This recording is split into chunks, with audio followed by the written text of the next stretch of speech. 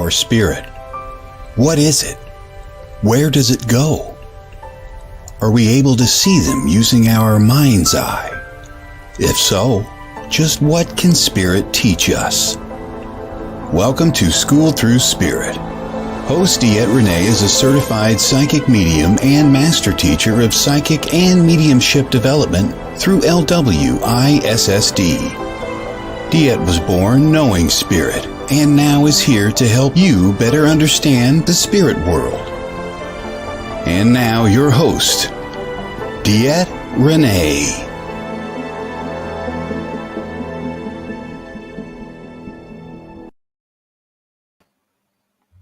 Good morning, everyone. Welcome to Schooled with Spirit.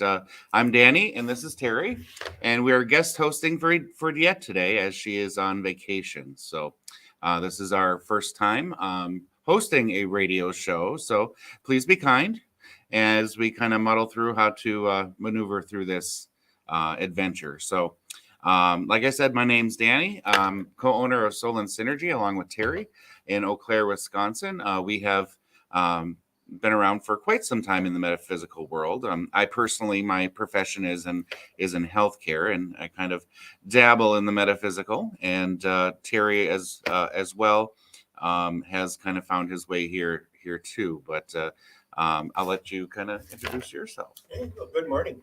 So you'll see me looking back and forth today because I am watching. Good morning, Diana.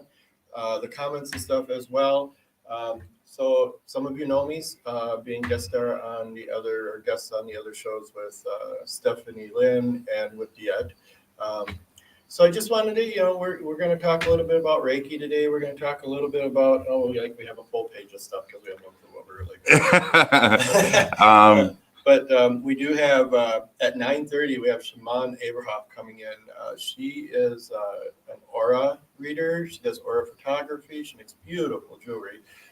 And so she's going to come in about 9:30, and we're going to talk about auras and what they mean. So, and then at 10:30, we have Stephanie, who is going to be with us as well. She also hosts a radio show here and talking to us about her path to that led her to where she is today. So, but like Terry said, we have a long list of things to talk about today. We have Reiki, tarot cards, magic, pendulums, how to use them, dragon magic, which is something that is kind of a new concept, oracle cards, shadow work, chakras, and even maybe touching on ascension. So we have a lot of topics to talk about related to those items. So why don't we go ahead and get started?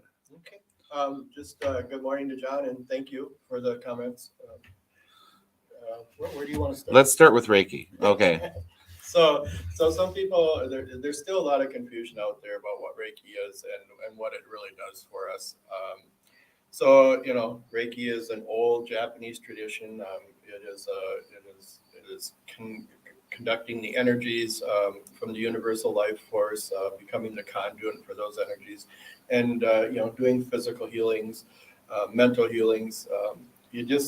If you've taken a Reiki class and become attuned to the energy, you kind of have a clue of where you're going to go and what you're going to do. It opens up things for you that the average, let's just live our day-by-day life person doesn't always have. Not saying that this energy isn't with everybody, but just doing the classes and become more attuned to the energy opens you up for more things, and it can help with you're also bringing in your psychic abilities, your hearing spirit, feeling spirit, learning how to live day by day with spirit is a big thing. So I don't know if you can see on the back wall of our studio here, this is our classroom as well here at Soul and Synergy, but the Reiki principles are back there. It is just living each day for what it is, and remembering that you can start over tomorrow if it didn't go well today with the next goal that you're working on. Well, tell the listeners what your path to being a Reiki master teacher was. Well, that was all your fault. But that's yeah. Okay. So we met 2017. 16. Oh, I'm sorry, we moved in. Yeah.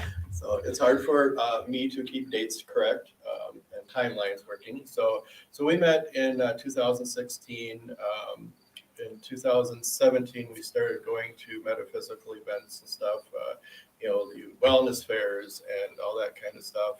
And so as we met Diet and met Christina and got readings from different people, everybody kept saying to me that I'm a healer and you can do this, and you need to take the classes and all that stuff. But it wasn't until a show right here in Eau Claire where Diet was that again. Diet was at. We were standing there talking with Diet, and Kathy Drinkman was up on the stage doing a healing with a client. And the freakiest thing, like, she still has her hands working on this client, and she turned. I've never met this woman at this time, and she turned and stared at me. I'm like, Diet, what does that mean? Because all these things, like, the things happen, and there's reasons for 99% of everything that happens in this world. So the next day I thought, I'm going to try and schedule a session with her since she was local and have a healing done with her. Her system did not work. You couldn't book online. Nothing was working. I ended up calling her, and she answered the phone, and she said, well, I explained where I seen her and stuff and what had happened. She said, well, I'm teaching Saturday. And yep, that was the start. Yeah. So I took the first class. Most of you know that I was a bus driver at one time, and I took the class over Thanksgiving break, took a level 2 over Christmas break, and I mastered over spring break. Yeah. So, we had our first office open. It is just one of those things that I had to learn hard, was you don't have options sometimes. And the more you don't listen to spirit, the more they keep throwing it in your face until, that old 2x4 finally comes along and wakes you up. So, listen to those signs and listen, watch what's going on. So, and then, we joined Solstice a year later. I had an office over there. We did a few things, but we opened our own store here in April 2nd of this year. So here in Eau Claire, we have a brick and mortar. We do wellness fairs throughout Wisconsin, and looking at doing some other states as well for 2023. So if anybody out there is listening and want to become a vendor, reach out. Well, explain what the different levels mean. I mean, what's the difference between level 1, level 2, and master? What do you learn in each of those? So level 1 is, we talk about level 1 being working on yourself. So you take Reiki 1 or level 1, and I do about 3.5 hours of book learning and talking about the different things that, how it came up, the history, all these things that happen. And then we go into an attunement process, and that is the first set of symbols that are put within you and attuned to the energy. So what that's all about is working on yourself. It's about healing yourself and finding those paths, or finding those things within yourself that you need to work on to heal your own self while you're working on other people. So we do about 2.5, 3 hours of hands-on stuff where we learn how to feel energy, and we learn how to let ego go and to allow the things to come in that need to come in. So then level 2 is distance. So basically, you get attuned to the energy to be able to work on anyone, anywhere in the world, whether it be past, present, or future. It is said that we can travel back in time with the Reiki energy to heal us as a child. But I work on clients all over the United States. I haven't done in another country yet, but around the United States, I work on people from right here. So, and then level 3 is master. So mastering the Reiki energy, master in the Reiki energy, is really just becoming in tune with who you truly are. It's another attunement. It's another symbol, and then it just really gives you that higher connection. Like your treatments, 15 minutes hands-on is all anybody ever needs after a Reiki master is attuned.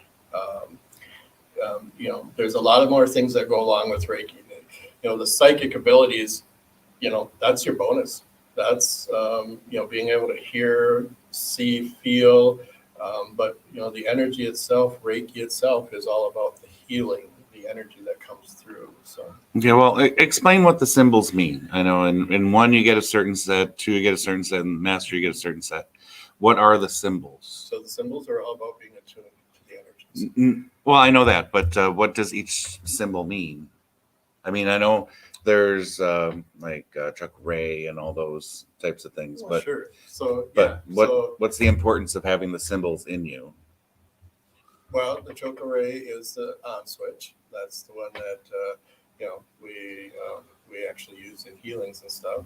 But it is the switch that turns on the Reiki energy within the body. Okay. It accelerates it. I don't want to go through too far. Yeah, I know, but I just wanted to kind of touch on what the symbols meant. Well, and then in level 2, you get a distance symbol. Mm-hmm. So it's the symbol that attunes you to the energies to be able to take it distant. So it's the symbol that gives you the extra energy to be able to send it, okay. so to speak. People, we talk about, I've had people go, well, I work in the energy field now, but not being attuned. And that's great. And we do. Everybody can feel energy if you allow yourself to do it. The whole part of the Reiki energy or doing Reiki is it gives you that higher connection, that extreme,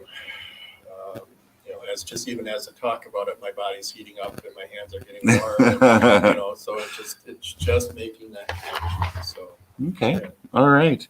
Now, one of the things that we've started doing at the store is Reiki for kids.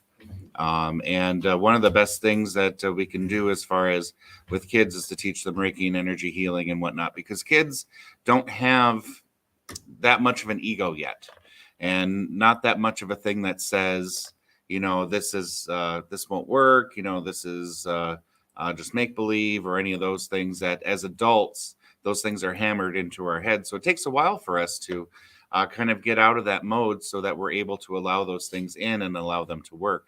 So for kids, if they learn it early, their minds are open. They're free to think what they want to think and whatnot. So they have yet to be kind of hardened by life, but teaching them Reiki is just very useful in that it allows them to not only heal themselves or others. It gives them some really good tools like for mindfulness and for being grounded and for really kind of managing their emotions and all of that, where that is very useful not only for the kids, but I would say for the parents too. Yes, as well. Yes. So we have a class for the kids, and the parents have to be Reiki attuned so that they can help the kids along their journey after the classes are completed. So that's something that we find is going to be very important as we move into the future, where we want more people to kind of be in that mode of light working and healing people and all of that. And then the best place to start is with the kids. So that is something that we're working on. Good morning, Mary. Yeah, good morning, Mary. So when we talk about that, the children of our world are the key. Bringing them in. So if you have children that you're really not sure what the heck's going on with them, they're seeing things, they're feeling things, and you're not sure what's going on with them, I really highly suggest you find somebody in the energy world or the metaphysical world to help you help them, so to speak. Yeah. We've had parents bring children in, and there's something on the ceiling, or they see things on the floor, or they won't sleep at night. They won't sleep in their room at night. That's a big one. Yeah. And we just work with them and help the child understand what's actually going on. Tuning in. There's times I tune into their bedroom, and I can see what's on their walls or what's on their floor. Even just having a conversation about, why grandma's visiting them every night, or why they're waking up at 4 o'clock and 3 o'clock in the morning and they see figures at their bed. Just figuring those things out for them to help them develop their skills. Mm-hmm. So, Yeah, and that just really kind of creates kind of a much better future, not just for them, but for the world, because the younger generation is what's going to be taking care of us when we get old. yeah. So, what better way of teaching them, how to manage things and manage themselves, their emotions, and all of that, and lead towards more of a calmer kind of perspective. So, Yeah. that's just something that we kind of do there. And maybe just an example of a Reiki healing session. What kind of happens in there? So I never know. Let's put it that way. So the normal basic is we use a massage table and to get people comfortable. What you're really trying to do is get them as comfortable and relaxed as possible, so the energies flow easier. And so basically, 90% of the time, they lay down on the table and I sense the energies within their body and see where the blocks are, and we work on releasing those blocks and getting the energy to flow and getting the body balanced, the chakras aligned again, everything to flow well. And then it can go anywhere. Yeah. It truly can. I've pulled my chair around and sat beside him for 45 minutes, and we just talk. We talk about spirit, what spirit's telling me, what we're seeing, what we're feeling, why that dog is wrapping itself around my legs while I'm talking with her or him. A spirit dog, mind you. Oh, yes. Yes. Spirit dog. Yeah. The energies that flow through the room are amazing. I've had witch doctors come in and sit at the end of the table and tell me what to do in a healing. Truly, I've had an alien come in and help me remove shackles from somebody's feet. There's so many things that can happen in an hour session. Right. Yeah. Right. Yeah, for sure. Mm-hmm. But Reiki can be used not only for healing purposes or that kind of a thing. You can use Reiki energy for kind of giving some love to plants. Working on animals.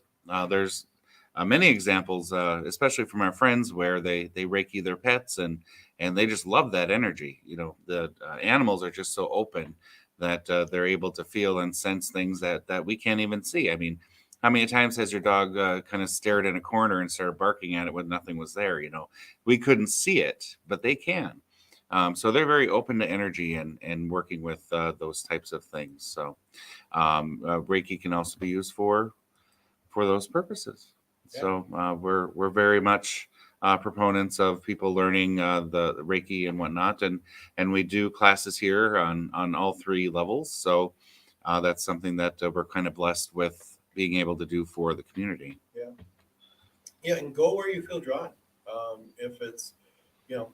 If it's taking a class with us or taking a class with someone else, if you feel drawn to that person, then that's where you need to be going. Remember that when spirit starts giving you stuff to heal or to progress in your journey, you may feel this overwhelming energy to do something in that certain modality or a certain whatever.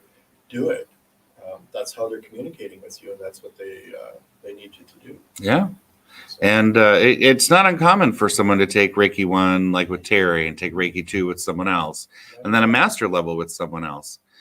So it's not uncommon to kind of do that, and you just have to follow kind of your intuition and whatnot as to who you want to teach you for each of those classes. I mean, there's some people that stay with Terry all the way through, or stay with a lot of our friends that are teachers as well, and people should not feel as though not feel as though they have to stick with just one person. Just kind of go where spirit takes you, and don't feel guilty about it. can you answer Shannon? Oh, sure. Okay. Yeah, and Diana says I started giving my dog Reiki, and we find that with animals that they'll come up to you, and once you started doing it, they'll sit there and beg for it, or they'll just crawl on your lap and put their paws it's my time. Or put their head in your hand. Yep, yeah. I go visit, or family and friends that have pets that I've worked on before, and literally they'll meet me at the door sometimes to hold them to do the energy work. So, yeah. So, all right. So that's kind of Reiki in a nutshell, and something that we do, and that we're kind of proud of providing that service. But the next topic I kind of wanted to cover was tarot cards, and I covered some of this information on another radio show with Stephanie. But just a little bit about tarot cards, because a lot of people ask questions. I teach a beginner's tarot and an advanced tarot class. Beginner's tarot with just learning the basics, so you're dangerous enough to do a reading for yourself or for a friend. Where advanced tarot is, I want to do tarot for wellness fairs, or I want to go professional. So that's an 8-week course of classes where I teach people how to learn tarot well enough so that they're able to do professional readings and whatnot. So, but tarot cards come from way back in history, 1300s. And it originally started out as playing cards. So it's as the original kind of King, Queen, Jack, 10, that kind of a thing. But it really wasn't until the early 1920s when a psychologist got a hold of them, Carl Jung, and really kind of promoted it as kind of a psychological tool. Because each of the cards have a different meaning, a different facet of the human psyche. So where the Tower card is all about self-destruction and all of that, you have the Sun, where people feel like they have it all. So it really kind of goes through the entire spectrum, the entire rainbow of feelings and behaviors that humans experience. So it's very useful in that sense. But for divination purposes, it's a really good tool to use to have prompts for the different things that you want to say to someone. So if you're going along doing a tarot reading, I often encourage people not to use the book because the book is there when you're not necessarily getting anything from spirit to share with that individual. So you have the basics of what that card might mean for that person. But as you really get into it, you find that spirit is pointing you to different images on the card, and for you to talk about those images. And those are the things that are more pertinent for the individual to learn. So don't necessarily get so hung up on the book that comes with the tarot deck.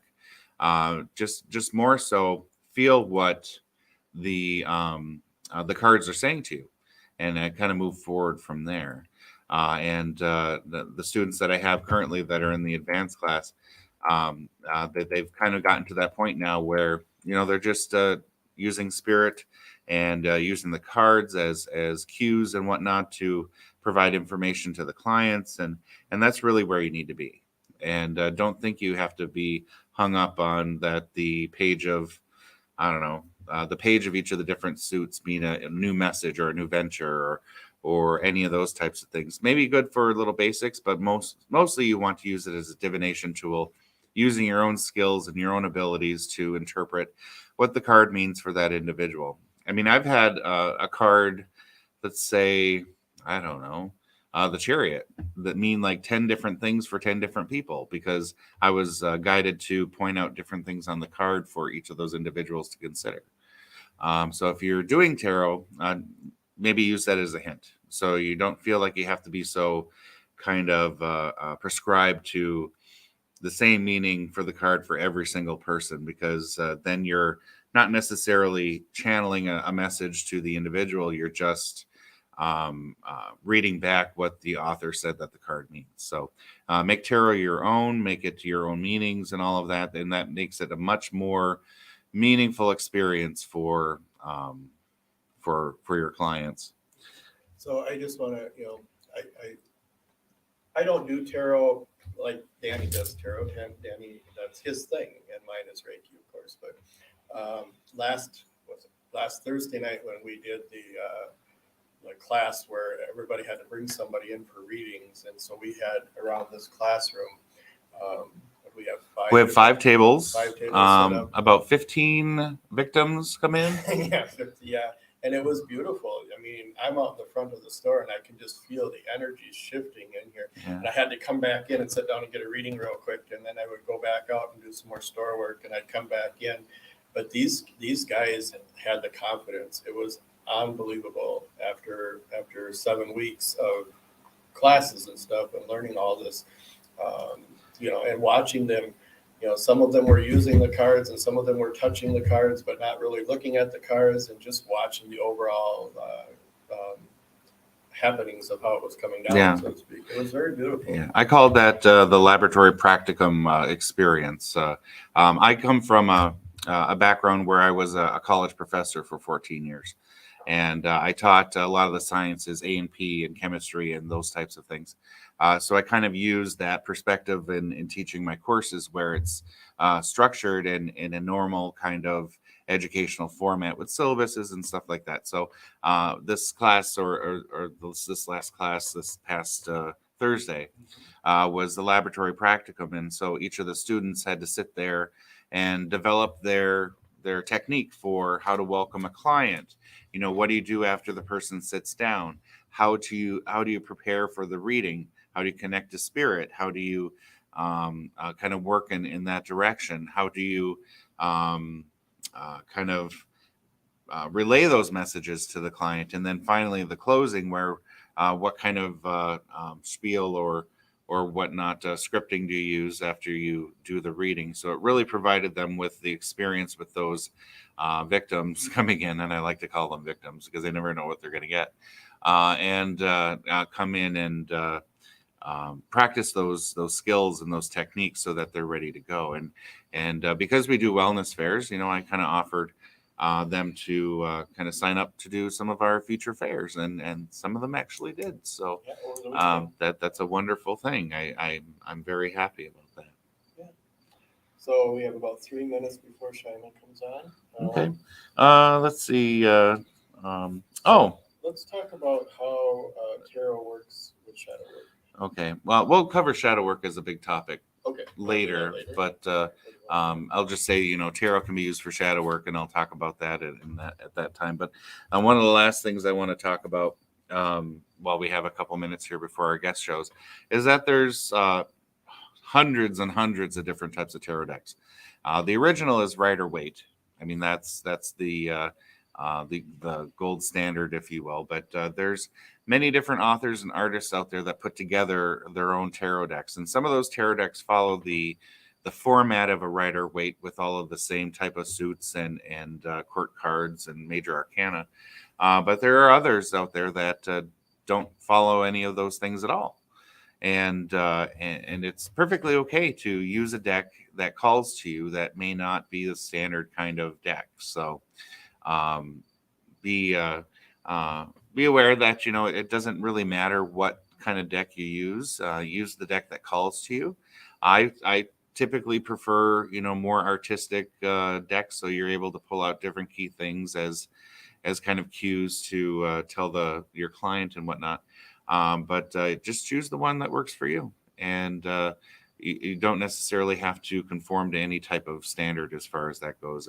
And to be honest, I've used the same deck for all my readings the entire time I've been professionally reading, because that's the deck that calls to me, and I don't need another deck to use. So you may find yourself in that situation too. Yeah, it's totally hilarious. We get at an event, and one and only time we forgot to grab his tarot bag and went to Barnes and Noble and grabbed the Dungeons and Dragons deck, and he looked at it at one time and went, I'm done. I can't do this. Yep. So he didn't do tarot that day. No, I didn't.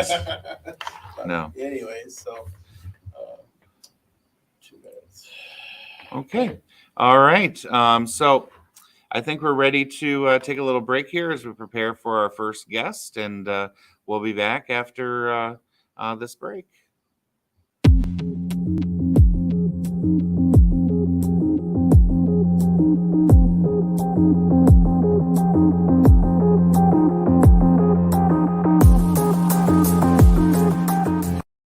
If you're a fan of the paranormal world, then you'll love WLTK-DB Talk Radio. Talk shows bringing you The latest on everything paranormal, cryptozoological, metaphysical, true crime, psychic readings, and more.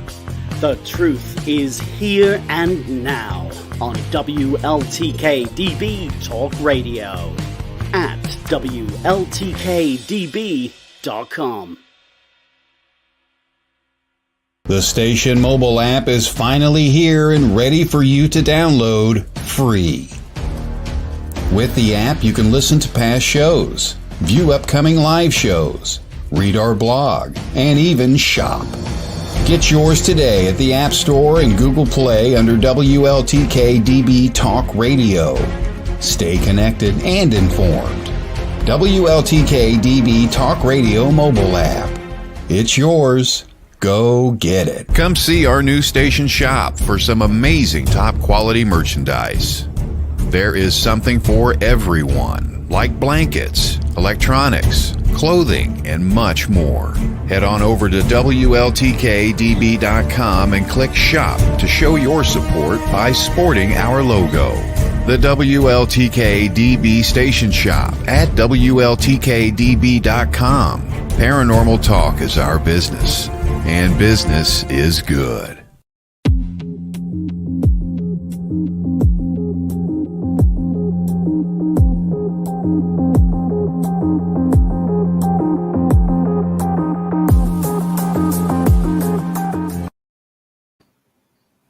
Welcome back, guys.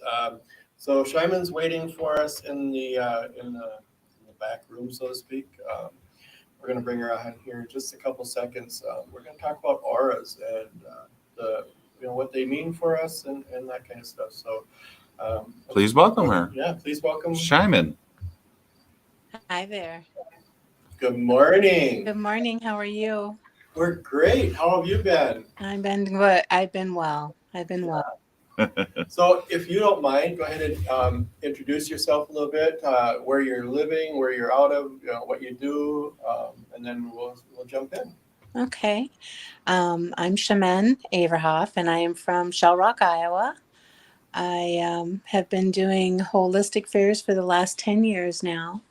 I am currently a certified crystal healer and a Reiki master teacher. And I have always been gifted into that area. I've been grateful for all the loving and teaching that Spirit has done for me.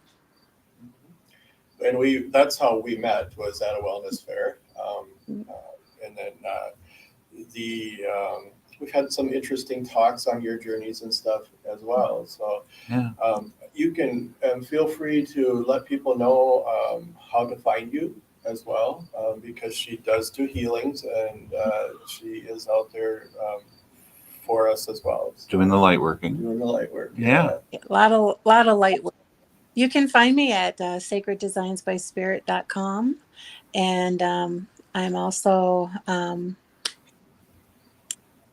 you can reach me on my email. That's sacreddesignsbyspirit@gmail. And you can also reach me on my phone number as well. All right. Yeah, we'll post those later on in the link. Yeah. So I just have a question. Yeah. What brought you to this journey? I mean, of course, you didn't start out from the cradle going, I'm going to be at wellness fairs. But what really kind of was the point in your life that you said, I need to transition my focus from everyday humdrum adult life to providing these services? Well, I think like a lot of people, I feel that it's been a lot of people have the same issues. I grew up in a very holistic family, so I've always been drawn to the holistic lifestyle.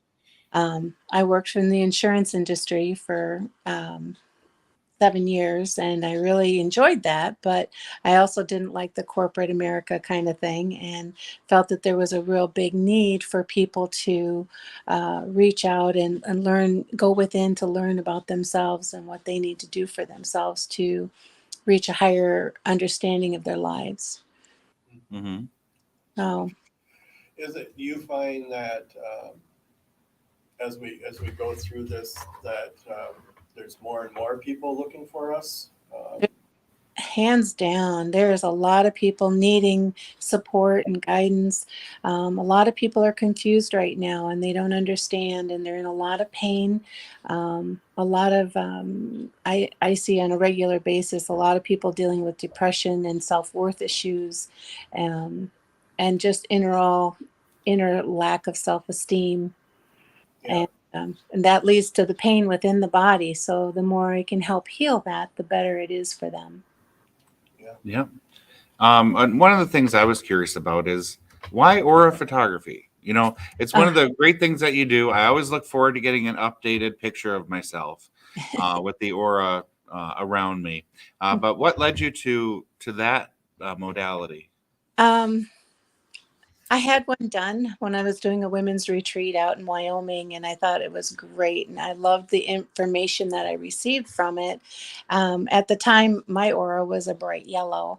And I was just really beginning doing a lot of the active work as far as my spiritual growth. And so it was kind of fun to see how my chakras were, how balanced they weren't in some spots and where they were better in others, and the size of my aura. And I just felt that knowing that the energy within the human body can be controlled and empowered by doing your inner work. So I just thought that would be a great thing. And when my job went away doing the insurance, gave me the ability to take that leap of faith.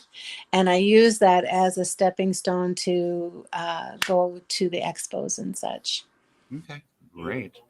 Because I know that's a very popular thing for people to get because they all hear about auras and stuff like that, and some people can see them with their eyes, Yeah. but not a lot of people can necessarily do that. So having that type of a service Yeah. is always really kind of exciting to see.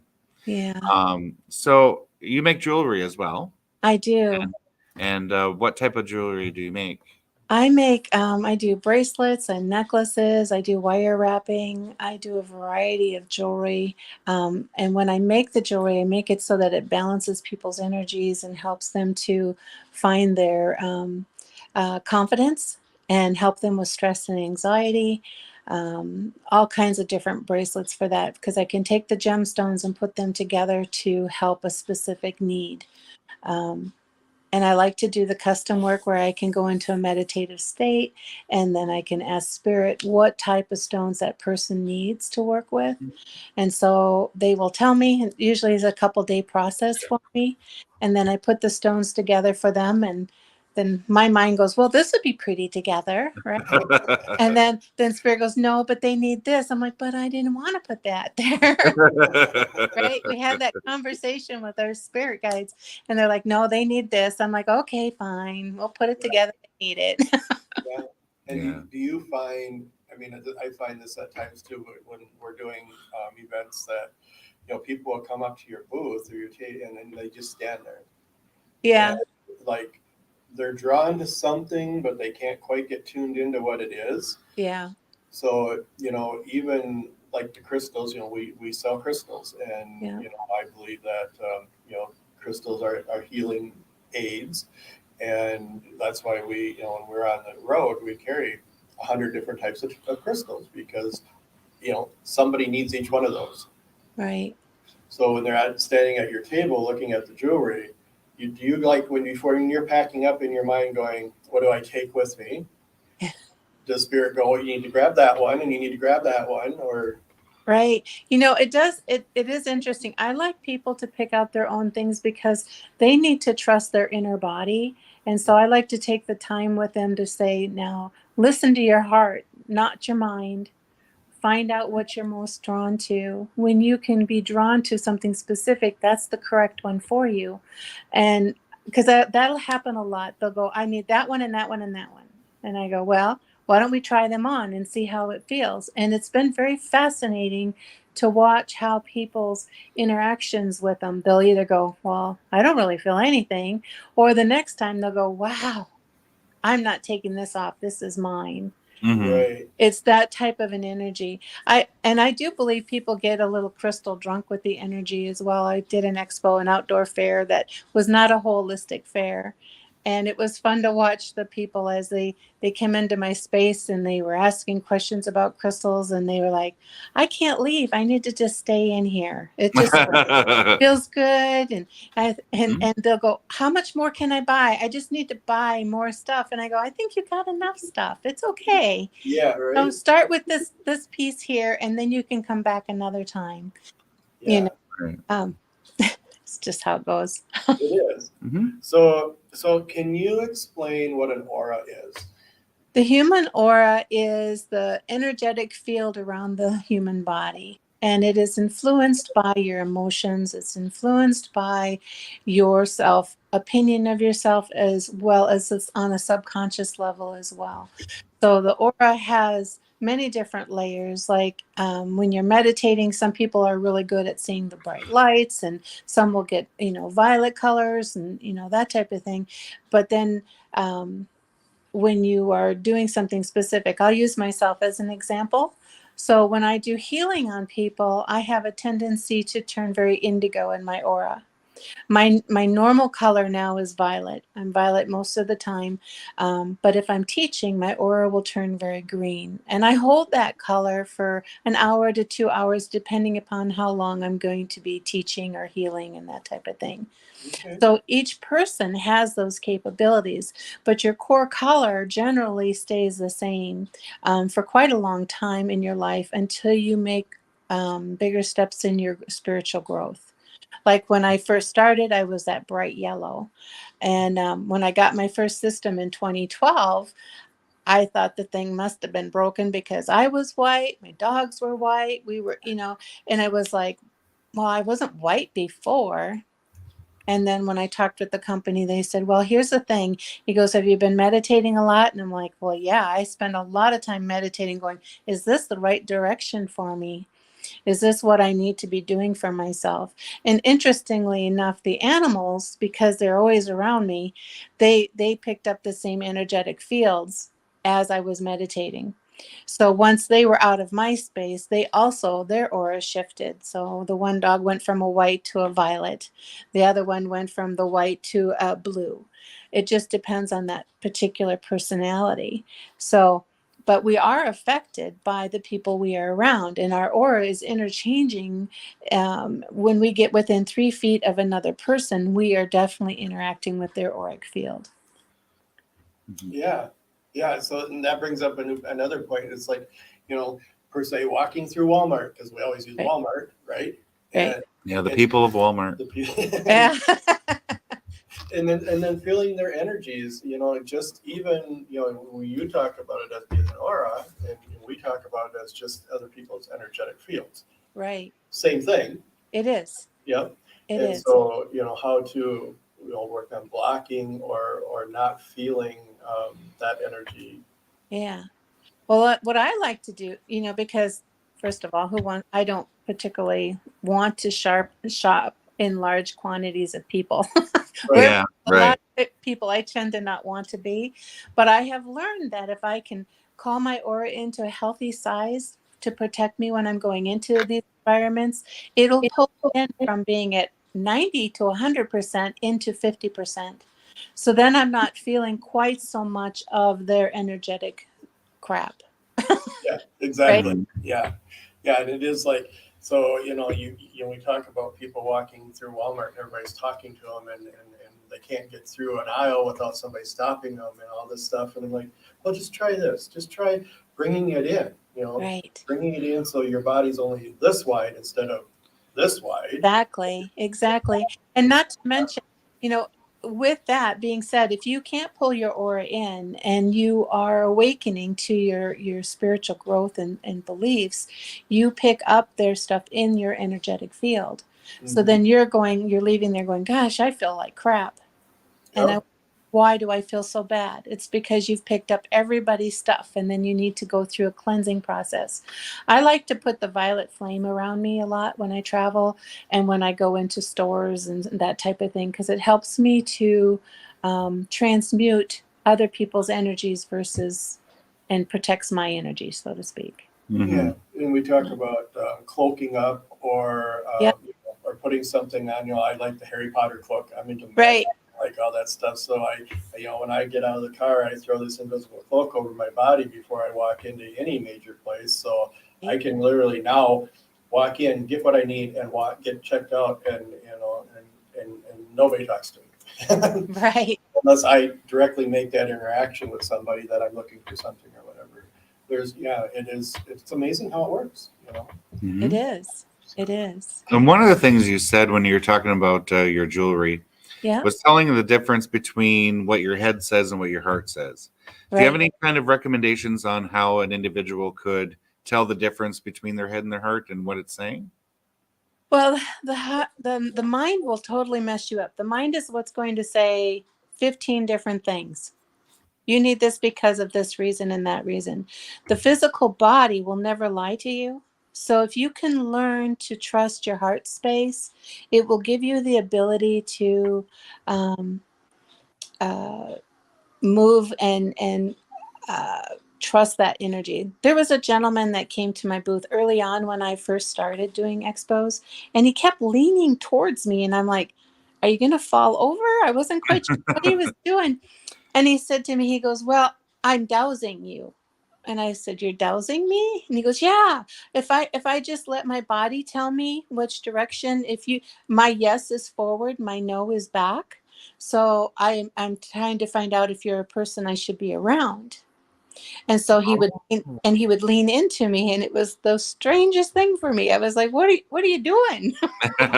you know, but he had learned to trust his heart, right? And so the dowsing was his way of clarifying what he was feeling in his heart. Okay. And I think if I mean talk a lot about doing a lot of heart work. We need to set up a space in our hearts. We need to listen to our hearts, and it takes time and practice to do that.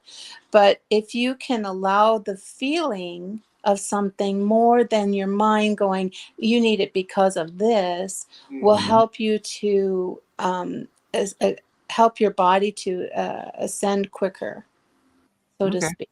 Does that make sense? Yeah, and it's kind of like you talk about this gentleman doing the dowsing. It's kind of like muscle testing, and Right. Mhm. Right. when you're out working in crystals, and somebody says, "Oh, I think I need black tourmaline," I said, "Well, just hold it and then ask your body yes or no and see which direction it goes." Exactly. Kind of the same difference. It's going Right. to the heart center and working that kind of thing. People should understand they can use that technique in anything Yeah. that they do. Mhm. Should I buy that new car? You're really connecting in with your higher self when you do that, right? Yeah. And your body knows which way Right.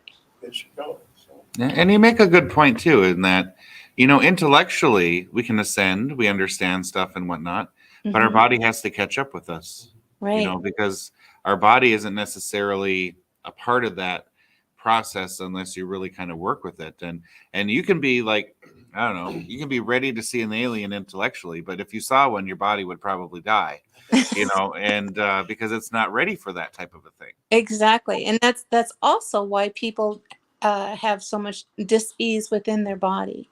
It's Mhm. because they're not allowing their body to assimilate in the same frequency as we ascend. And that heart is the pivotal point of it all. So the heart is when you can heal that heart space, it allows your aura and your chakras all to manifest and be stronger. And then you're in perfect balance. When the mind, we are a mind society. We think, right? We're on our Yeah. computers, we're on all of that. So when we're there, we become a little top heavy in that density. And it keeps us from, there's a difference between being conscious, highly evolved spiritually versus being a overthinker, right? So an overthinker is not going to be peaceful. They're going to be stressed out. Whereas a person who is spiritually divine will go, "Oh, there's discernment here. I can see what's actually happening." Does that Mhm. make sense? Oh, total, absolutely. total sense. Yeah. Total sense. Yeah. So, so I have a couple of questions. So what do the colors mean In an aura. in an aura? Yeah. In the aura, there's a couple different tools that a person can do to get a picture of their aura, right? So there's the Acrylian photography. There's two different systems, and the system I have now is the clouds interactive cloud and it does all the way around the body. So it doesn't show as many different colors as I do see in the 7, the previous model that I had. But every color has a different frequency, right? So violet is going to be your crown chakra. It's going to be your spiritual colors, whereas let's see if I work my way down. So the violet, the indigo is going to be very sensitive, very somebody who feels a lot of things.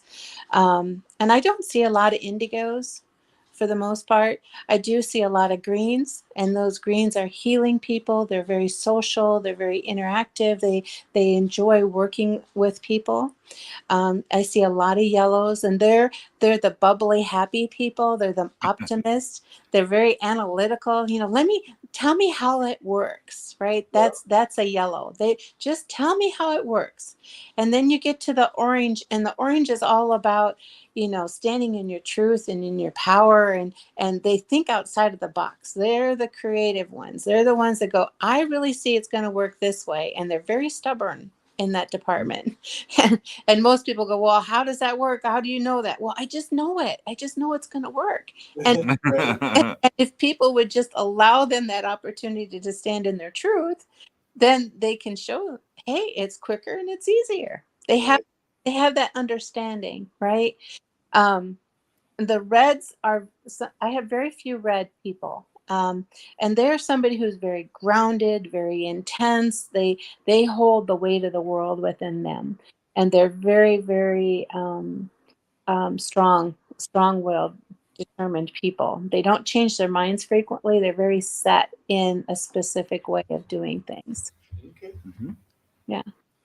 So, what do you think is the best kind of combo to have?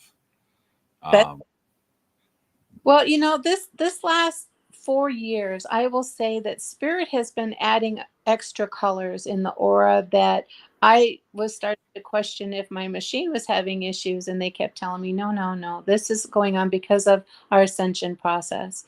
And so I'll see a lot of people who have their core color will be like green. We'll use green, very peaceful, very social, very communicative, right? And then they'd have a violet on their one side, and that's the energy flowing in. So Spirit is working with them, trying to help them to ascend, right? It's the divine feminine energy when it comes in on the left side. On the right, I get a lot of red lately in the last 4 years.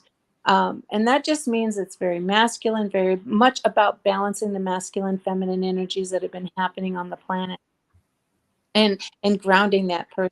If they have, say, that same green person has yellow around the top of their head, tells me that they have a tendency to be more optimistic, even in stressful times, which is good.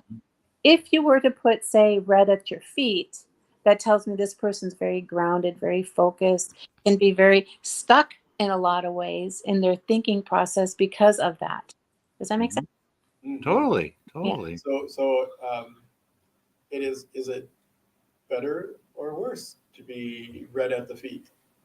It depends on what's happening in your life, right? So I think that in this day and age, we need to be as flexible as a willow tree, right? Mm-hmm. Because if you're going to be as rigid as an oak, you're going to get blown over. Right. So I think fluidity is good. Now, somebody like me who's a violet, I am never any red in my aura. And I am not grounded. I am a flighty little girl. I fly all over the place. I don't stay focused. I go wherever Spirit wants to go. Yeah. Right. I agree. It's important for me to constantly ground myself, constantly tethering myself to the earth. Some days I can get it. Other days I can't. I will tell you that I'm starting to see in the last few shows that I've gone to that people are transitioning from the violet and the red to having balanced yin and yang. So when you have two different colors on either side of your aura, that causes your yin and yang to be out of balance. The goal is to have the same color on both sides, and when you do, that tells me you're balancing your masculine and feminine energies. Mm-hmm. So it doesn't matter what color it is, just as long as they're the same color. And do you do like classes on this kind of stuff? I have not started them yet, but I'm in the process of it. Because we would love to have you up here doing a day with us. Yeah, I would love to do that. That would be great. Yeah, there's so many questions, and we try as healers here to hit everything we can hit, but we're not proficient at everything we do. So a lot of our stuff is, beginners this, and let's get to know that, and work on it together stuff, and we don't claim to be experts except in tarot Or Reiki. or Reiki. Those are our things, and that's what we do, but. So if we can get other people to join us here at the store in the classroom, and having guest teachers, it just would be a wonderful thing. Absolutely. Yeah. One of the things I wanted to touch on is you're just not 100% metaphysical all the time. I know you have a lot of animal friends. I do. If you want to talk a little bit about that. I have a lot of animals. I have 4 horses and like 38 some chickens. Nice. We have lots of cats here. We have 5 cats and 2 dogs. The animals are very much a grounding sense for me. So they help me to stay focused in the present moment. They're really good at teaching you that. Yeah. Cats, on the other hand, they're like, well, I'll take you, But the dogs are like, well, I'll love you even if you are upset today. Mhm. Yeah. If you're in a bad mood, that's okay. Mhm. I have a new horse that I never, I've always raised Arabians and Pintos for the last 38 years or so. And I just moved into getting a gaited horse, and she's a Kentucky mountain horse. And her personality is so different than my Arabians. And she's just Miss Chill and love me and let's just have fun. Now, my Arabians love me as well, but she's just like, she's got Zen down. Yeah. She can just be as calm as can be, stubborn as she wants to be as well. When she wants to be scratched, she wants to be scratched. Right. It's that type of thing. But the animals are very much being influenced by our energetic fields as well right now. So they're very sensitive to our, like my dogs have a hard time with thunderstorms. They get very stressed out and they need to chill with me. They love to be in the crystal healing room when it's storming. It helps them to stay more protected. In the healing room, where all the animals will go when they're stressed or not feeling well, they just go in there and they hide out. The cats are phenomenal at finding hiding spots in there, and I won't know they're in there. And but they need the healing as well. Yeah, and I personally like cats because they say love me, and they say okay, I'm done, bye. Yeah. And I'm perfectly fine with that. Yeah, right. I just kind of really like the cat's attitude, but I've always found horses to be very smart, very spiritual. Yeah. They have a definite soul of their own, Yeah. and they can be very loving, or they can be, like they walk up to you, put their head on your shoulder, kind of thing, and whatnot, or they could be aloof and all of that too. It just kind of depends. Now, I've ridden maybe 2 or 3 horses in my lifetime, and 2 of the 3 I got bucked off of. Oh, So yeah. needless to say, I don't get on horses anymore. Yeah. But Horses are great at reading energy. That's the thing with horses. They don't hold back. Most of them don't. I have one here that was a rescue from a kill pen, and she had traumatic feelings from the people that had abused her. And it's taken me 2 years to finally get her to take a cookie out of my hand. oh, So they have a different world. Wherever she came from was down south somewhere, and they just treat horses are different than how I or most people I know treat them. But they are very, when a horse has had some issues in their life and they get fearful, that's when they do the bucking. It's a fear thing, and it's not usually your fault for the most part. It's just their fear gets triggered, just like we get triggered on things. And the same type of thing that happens with them. Are you in a hurry, or do you give us 15 more minutes with I you? 15 more minutes. I'm good. All right, so we're going to take a quick break here as soon as our production or Todd gets it ready to go, and then we'll take a quick break to use the restrooms and stuff or do whatever you need to do, and then we'll be right back with Simon. All right. That's good.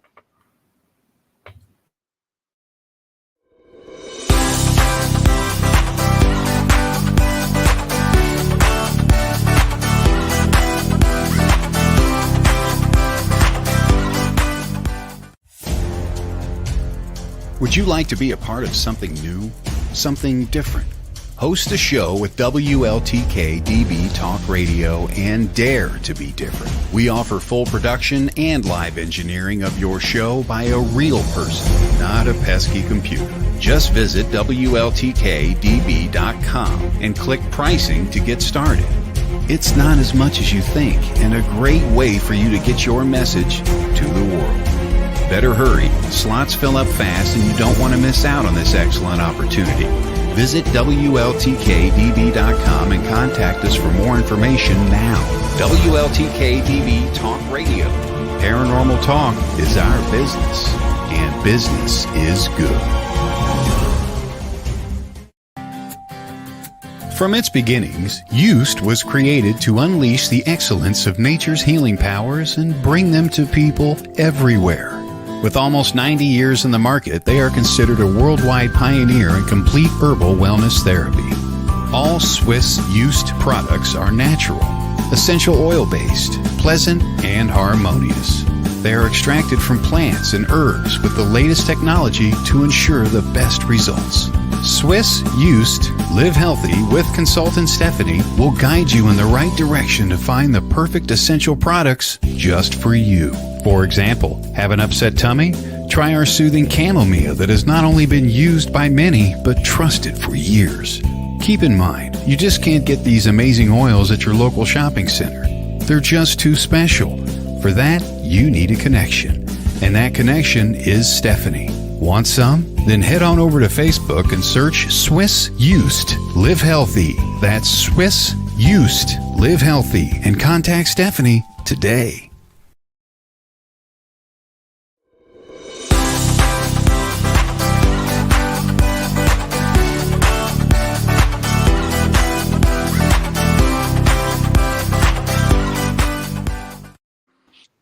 All right, we are back with Shaman.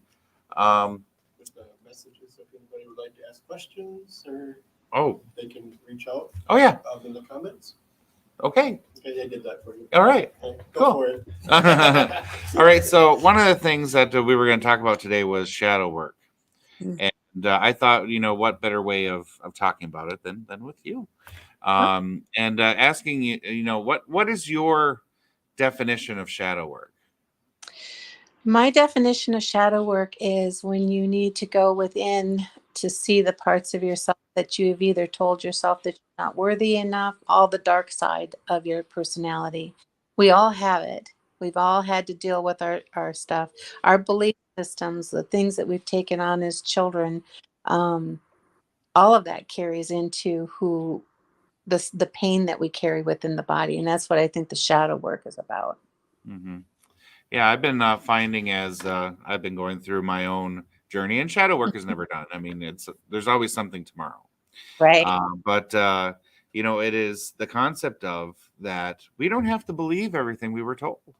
Right. And our body doesn't have to believe everything it's told of all the commercials that say, if you do this, you're going to get this disease, you're going to do that, you're going to get that. And your body listens to that and goes, oh my God, I did that. I must be sick. So I'm going to get sick.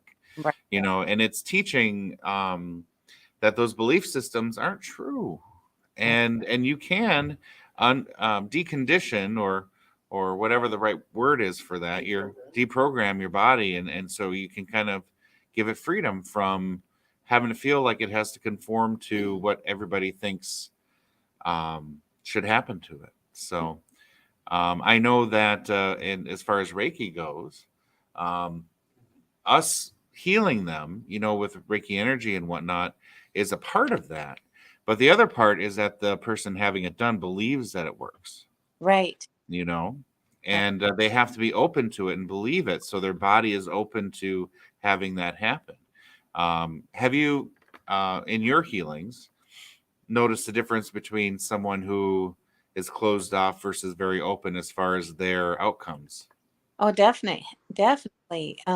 When a person's closed off to a healing session, or if there's something they're not wanting to release, they put up this shield, I call it, around their body, and they have a tendency to just hold on to it and not believe a word that you're saying to them. They're very defensive, very angry. There's a lot of lower vibration that comes from them in that process when you trigger them on something specific. They have a tendency to not release it. Or I will find people who will go, "Oh, yeah, you're right." And then tears flow and flow and flow because they finally touched on it. And even if they don't even understand completely what it is, I've had abuse situations where people have been physically abused as children, and when that comes up and they touch on that, they they have a release, and sometimes they don't even recognize what happens, and then I'll get a call a couple weeks later and they'll go, "Oh my God, I realized what happened to me." Right. And that stuff, and in this pivotal time of our growth and ascension process, letting that stuff be healed, sit with it, let it go, do ceremony, honor that part of yourself that no longer serves you, helps you to pull it and let it go. Since the human psyche is so much like an onion in so many layers, right? So many layers. As Mhm. we keep peeling back layers, it goes deeper and deeper. And people are interesting. I've seen people where when I do an energetic scan of people, where they've tied up little bows and they have little ribbons and they have boxes and stuff all over in their body energetic field. And once I start helping them to release them, it's very fascinating to watch what comes out of those boxes. Yeah. They're not always aware of what's in those boxes. They stuck it there. They Right. there. They just don't realize that stuff is really been holding them back, which is also what leads to the disease. Well, the reason why that happens is because they get triggered, and then it links into that little pocket of whatever they stuffed in there, right? And Mhm. once they learn to let it go, it brings them onto a whole new level of understanding. Mhm. Yeah. I find that interesting as you're describing the little bows Bows and hat boxes. Yeah. As healers, we Yeah. see things in different ways. Right. For you, it's nice and pretty and cute. Yeah. For another Not person, always. it could be like black balls of Tar nasty and and tar. Yeah. And I Need a to lot dig of tar. through it. Yeah. Yeah. Yeah, yeah, Mhm. it's pretty That cool. that tar, I mean, that stuff is some sticky stuff to cleanse out of the energetic field. And that's Mhm. a person that's really got some heavy duty stuff that needs to be released. And a lot of it has to do with the people that are drawn to me who I work with. I don't get a specific person. So Mhm. Another thing I kind of wanted to ask your thoughts on are entities. Now, there's a concept that entities are independent things that kind of float around and attach to you and whatnot. I personally believe that we create entities with our feelings. Mhm. So, someone who was a very mean, nasty person that lived in a house, they created an entity there, an energy there that stuck around with that house. Now, Right. that isn't something that was, always there or whatnot, or someone that passed. It was just kind of an energy. What are your thoughts on entities? I do believe there is a percentage of when a soul goes through a lot of transition in life and a lot of stress, if they have something particular. I do agree with you as far as creating an entity. I have seen that type of thing happen and be a residual effect in houses. I've done a lot of different houses where I go in and do clearings and cleansings. Uh, there's that type of energy. Say there was an I just keep getting a visual of an older lady sitting there smoking a cigarette and pissing and being mad about everybody in the world. She No. she hates everybody, right? And in that moment, part of her steps aside and goes and gets stuck into the etheric part of in the house. And, Mm-hmm. and I do believe people do that, but I also believe there are entities that are showing themselves more than ever before. So we're having more, the veils have gotten so much thinner now. We're seeing the spirit side of, we're seeing the entities who are in the different dimensional shifts of things, and people are awakening to that, which creates fear within them because they don't understand why they're seeing, what was that black thing out of the side of my vision?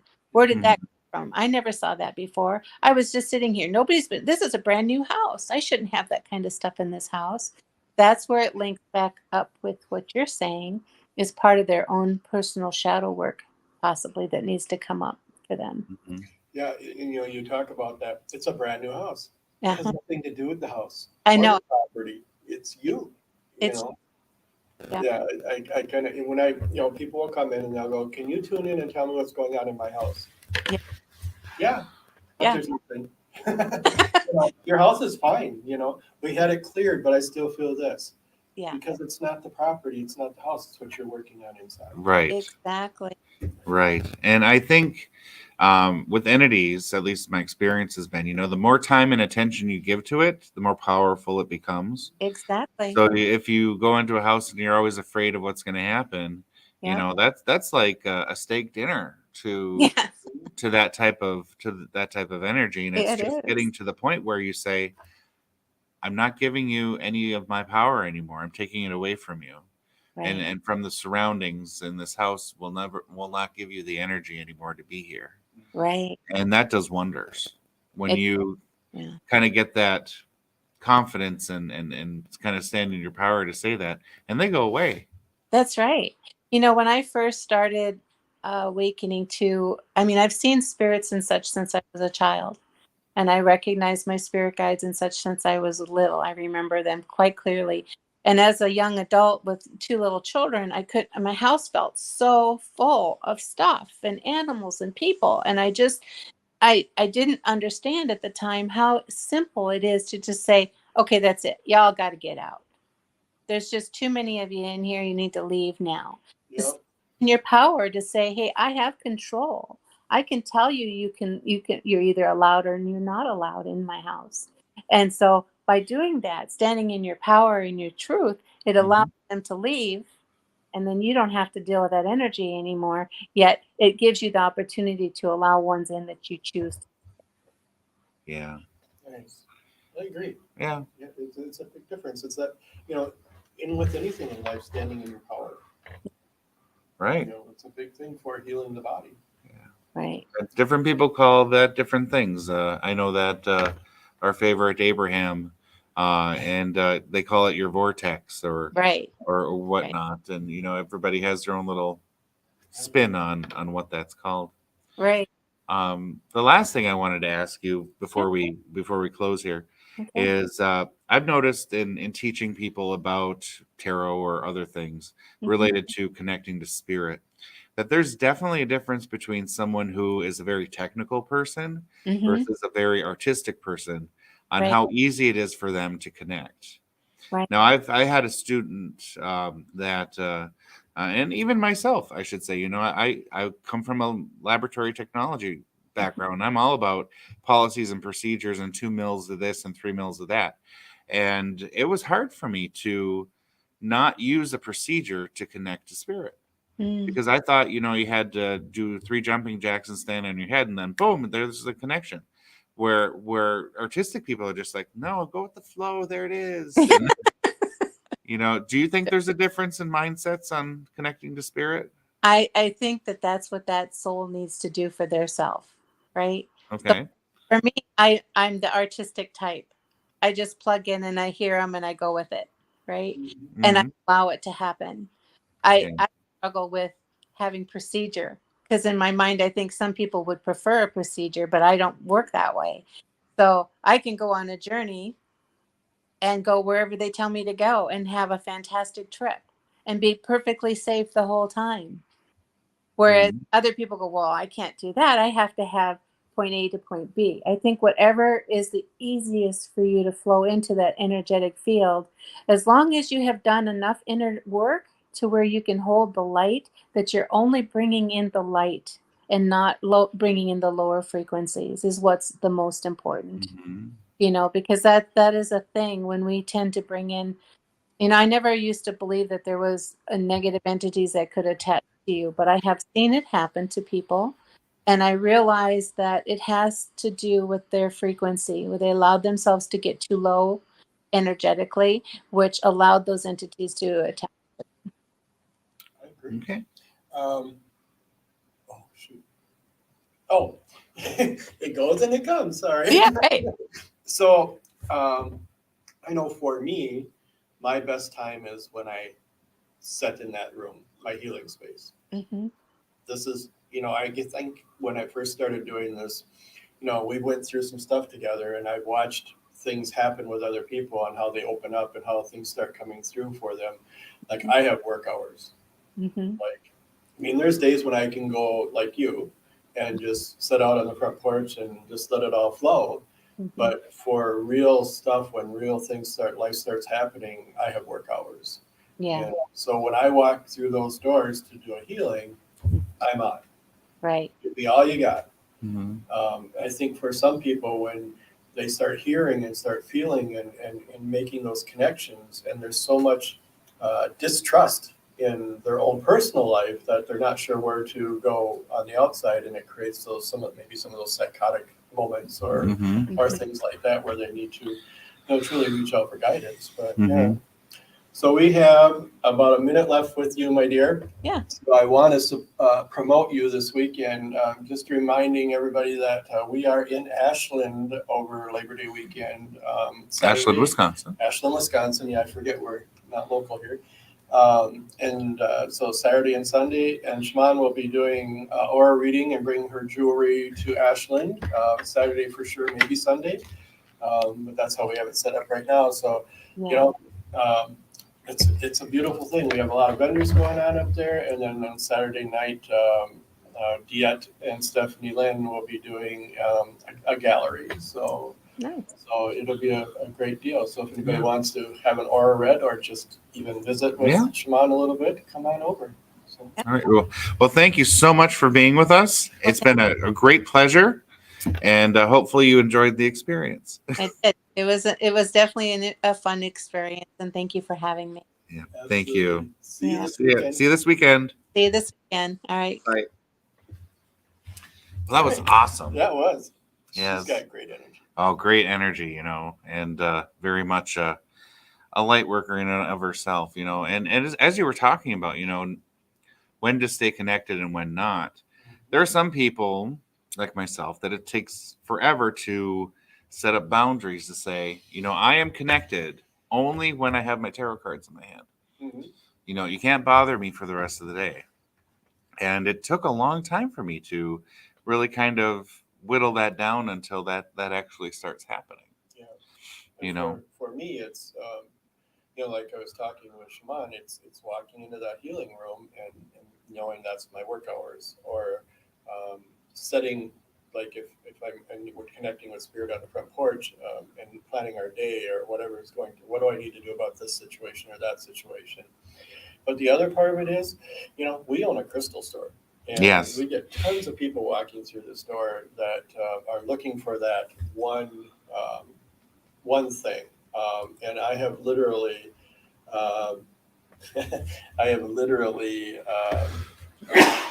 done Excuse me. readings standing in the middle of our customers out in that front, and like spirit will come in and say they need this, this, this, and this, and and like, do they always give you the reason why? No, but you have to deliver that message, and see where it goes for them. Right. And crystals, actually, you can kind of, people say that one crystal means this, one crystal means that. And another person might say, well, no, that means something else.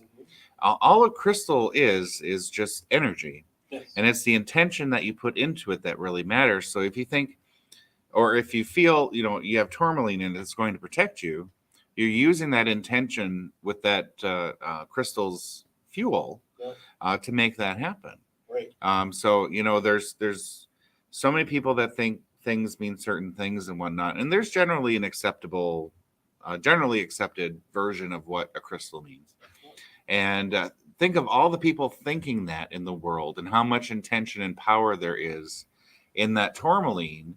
If 4 billion people across the earth think it means protection. Yeah. That's a lot of energy to tap into. So even though the crystal in and of itself is just really just energy, it's those 4 billion people thinking it means it protects them that fuels it to give that protection. Exactly. You know what I'm saying? Exactly. Yeah. You know, the more thought, the more effort you put in energetically into something, it benefits everybody. It just doesn't benefit you. Right. And so, when we're picking crystals and stuff, and, there are the guidelines. Absolutely. There are the reasons that this frequency does this or this element does that or whatever the case may be. But if you're drawn to something and you're holding it in your hand, and it feels right, and then we go to read the book about it, and it totally blows you off, throw the book away. Put the book down and hold that crystal and see what it does for you.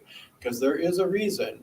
Maybe it's not here yet, or you're understanding it yet, but there's a reason that crystal's drawn to you. Yeah. Or it's calling you to hold it. So Right. Don't always go by hard and fast. Use Right. those- The Webster's dictionary version of what it means. Right. Yeah. Right. Yep. Yeah. And we have a question. When setting intentions on a crystal, can you set it for its intended purpose and leave it at that? Certainly. Yeah. You know, it feeds off of the energy you give it, the intention you give it, and then it provides that service for you. It's no different than, if you have a piece of jewelry, if you want a good luck charm or something like that, you hold it in your hand and set that intention, and if you do that often enough over a period of time, you might see some things changing with your luck too. So you can, one of the terms that can be used with that, and this comes from my gamer days, but you can call it as imbuing an object with an intention or an energy in order for it to do something. So yeah, you can do it with just about anything. Yeah, and just a couple, hard, fast rules with working with crystals. It is truly about feeling the energy. And tonight we're doing an energy 101 class here, so that's what we're going to work on, is feeling energies. But when you work with these things, remember that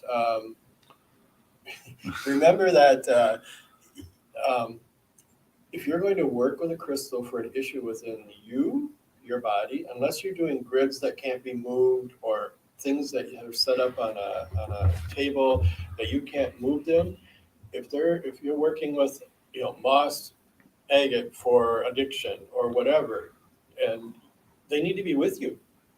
They can't be at your table at home. They can't be sitting on your altar. They need to be with you in your pockets, in your jewelry, whatever the case may be. So, working with crystals is more than going, oh, that's pretty, I'm just going to set it on my table at home. No. So, I mean, if you want decoration, hey. Oh, absolutely. Yeah, and have decoration. But if you're truly going to work with them and have them work within your energy, because they do, to help you release an addiction or release an emotion or smooth the energies within your body to heal something that you're not ready to do yet, and help it letting the crystal allow that to happen, then they need to be on you. Right. And another thing you can do with crystals is gridding. And of course, the crystals aren't on you to provide that level of benefit personally, but you can grid your house with crystals in a certain design or anything like that with the intention that they hold in order to provide something for your home or other type of space. It's the intention of you putting together that grid that really makes the difference. Yeah, if you got something really strong going on in your house, I grid houses for energy, and I've gone in, or I've even shown people how to do it from here at the store. And we have all the supplies for setting that up.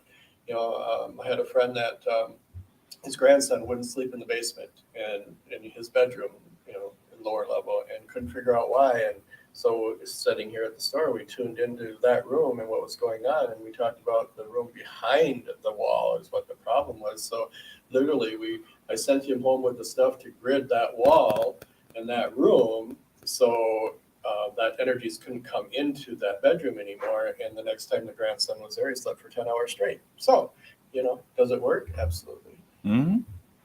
Totally. So there's so many different uses for crystals besides thinking they're pretty. Yeah. Absolutely. Yeah. And a crystal doesn't necessarily have to be bright and shiny either. It could be something you get from the shore of Lake Superior, which is kind of my homeland. Yeah. and you can get those types of rocks off the beach, and that could be your energy. I mean, imagine the energy of Mother Superior in those rocks, and the things that it can do for you. So, what do we bring home? yeah, pockets full Last time and we were buckets there- full. Last time we were there, I found this little stone in the sand. I thought, oh, that's cute. I'm going to bring that home. I could see different layers on it. 15 minutes later, when I got done digging, it's this big, and it still came home with us. Yes, So, yes. I mean, we have rocks in our cars and Yeah. crystals in our cars, and all those types of things. We did never go anywhere without something shiny like that Right. to aid us on our journey. So, Steph's in the background. So why don't we take a quick break here And bring her in. and then bring her on. So, thanks, guys, for watching.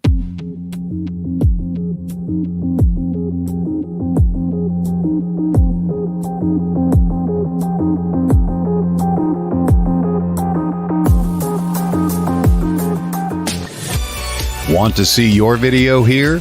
Sponsor WLTK-DB Talk Radio and watch us make that happen. With your paid sponsorship of $80, you receive a professional produced audio, video, and banner placement on our station.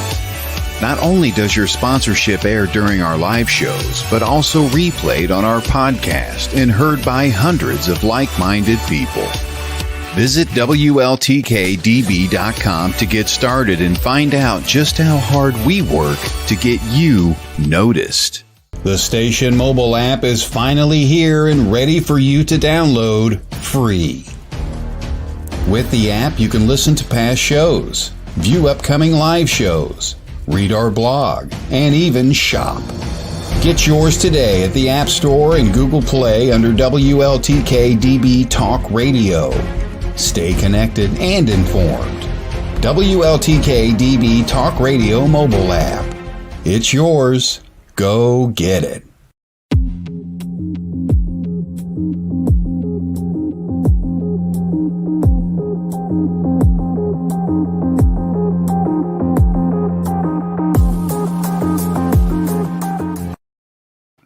Hello, everyone, and welcome back. We have Stephanie Lynn, a woman of many, many talents, and a host of a radio show on this channel. And she is a psychic medium that we have been blessed to be friends with. Yeah, work with in the past. Yeah. So bring her on. Yeah. Hello, my loves. Hello. Hi. Good morning. How are you? Doing well. Ooh, the Good. time is flying. Yeah, it's just flying. You know. You guys have been great. I've been kind of peeking in all morning, so good job. Yeah. Nice. So what? So really, talk a little bit about yourself for Oh boy. her fans. I mean, I know they know how often you've been on and whatnot, but just kind of for new people watching. Hi, Diana. Yeah, so for anybody new to who I am, I used to operate as Charlie Lynn, or Charlie Not Charlie, as Terry used to call me all the time. And so recently I started embracing, I guess, my abilities about 3 years ago, but really just started embracing myself a couple months ago. And it's kind of been a whirlwind of the things that once I allowed myself to open up to, those things that I stepped into and things that are coming up. So a lot of really cool things, opportunities I'm really excited for, and just networking, finding friends like you guys and people who are really becoming very important in my life. Yeah, it's been great watching.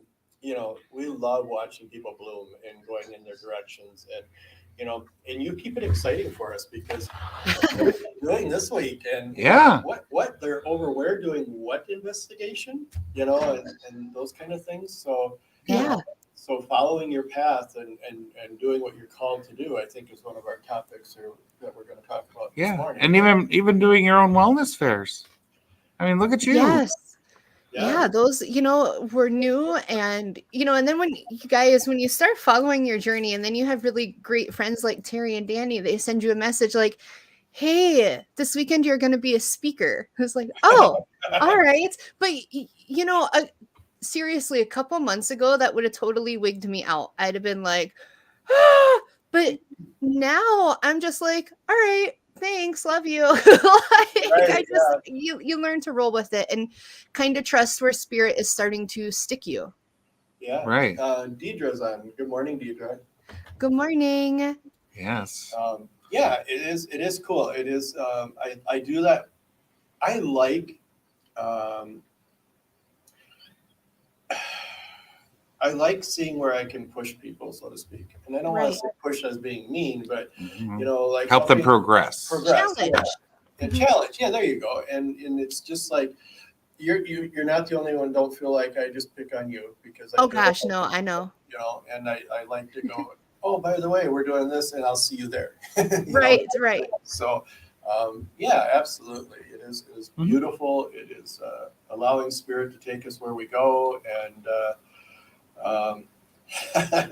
west of Chicago. Well, there's a thing, maybe just keep watching us at Soul Synergy on our Facebook page, because we do have plans of coming down towards Chicago for shows. Yeah. So can you recall what your let's do kind of a yin yang thing here. Sure. What your worst kind of reading was versus what your best kind of reading was?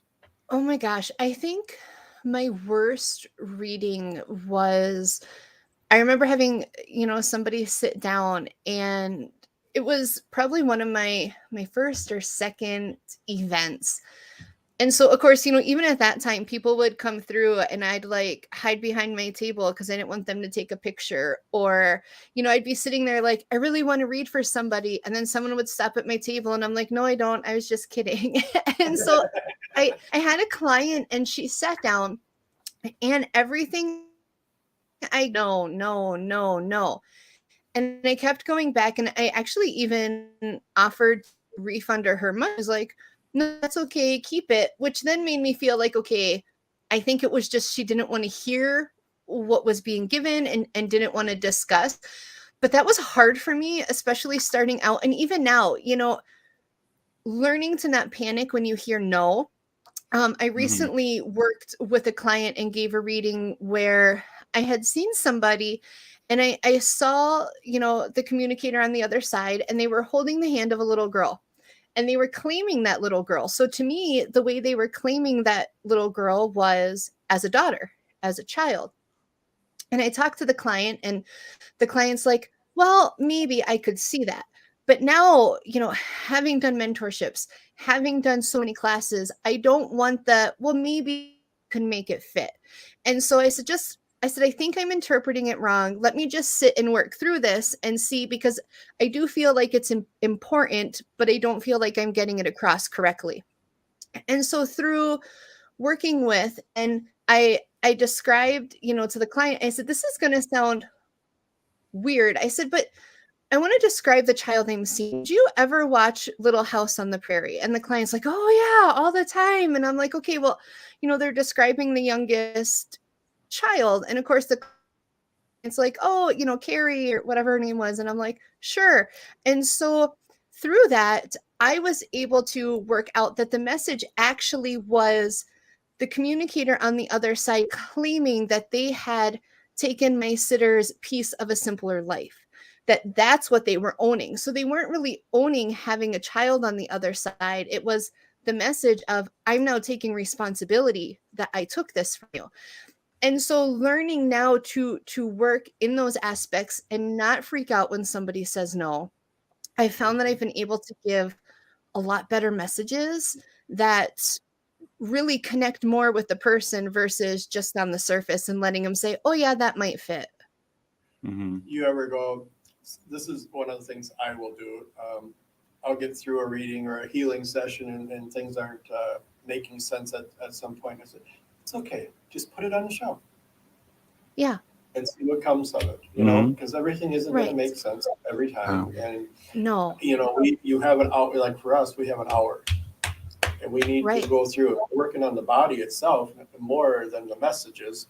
And so it's like, yep, that goes up here and that goes over here and this goes over there. And, we get calls back all the time going, now it makes sense.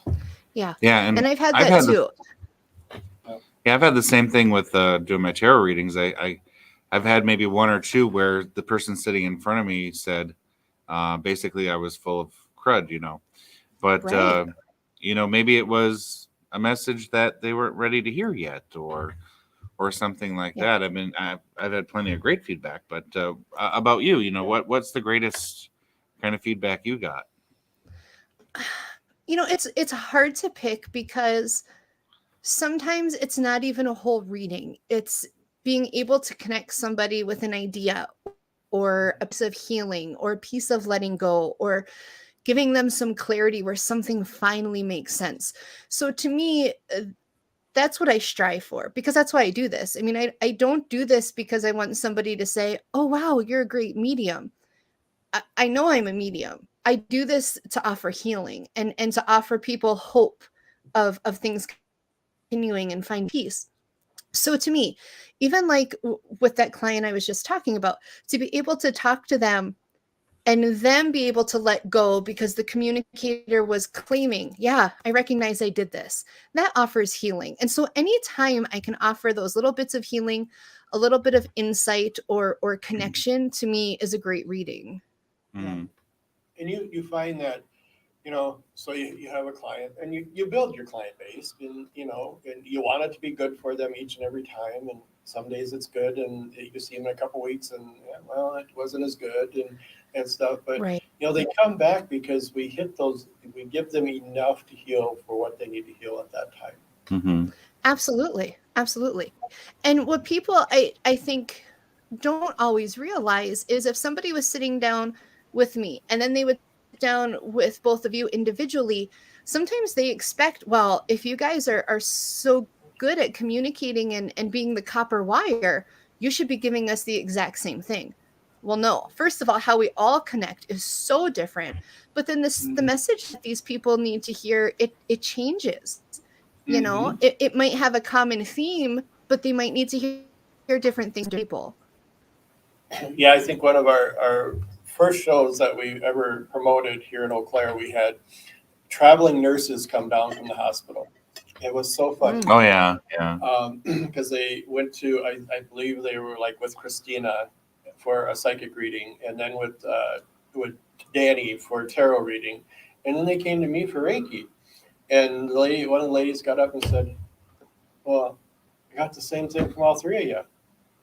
Right. Yeah, well, That's how it works. That's how it works. Yeah. Apparently, that's the message you really need to hear if you got it from all three of us. Yeah, and you heard it Right. 3 times, so Yeah. And I've had where I sat down with a client and the communicator coming in, I felt was her dad. He was trying to apologize for some things and she wouldn't take it. No matter how I gave it to her, she just couldn't take it.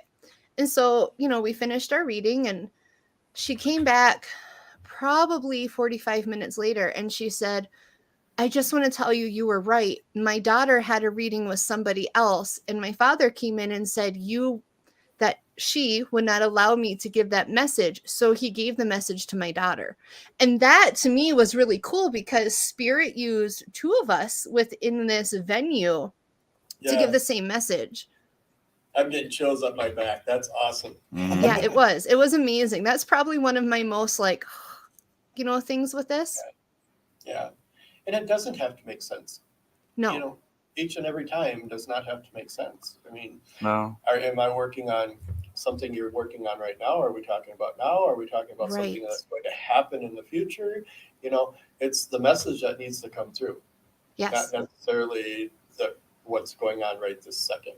absolutely. So, and we've talked about things. I've had readings where I went into the past, and, I've seen grandma and I've seen this ring and I'm like, what do these two things mean? Well, to her, it meant exactly for me.